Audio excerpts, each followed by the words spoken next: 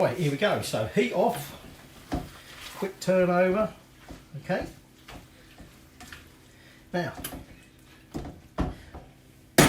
shove that over there. Take one lime, cut it into quarters. Good on you, bugger. Okay, cut that lime into quarters. Then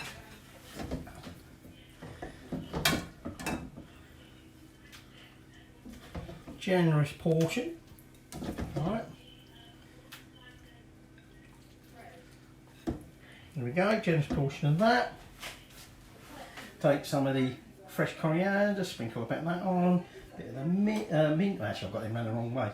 And then sprinkle over some nuts. Chuck a few more nuts on. And then finally finish off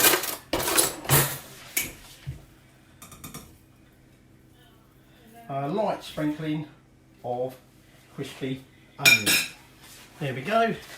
Chicken and prawn pad thai, courtesy of Peaky Blinders. So fucking like it.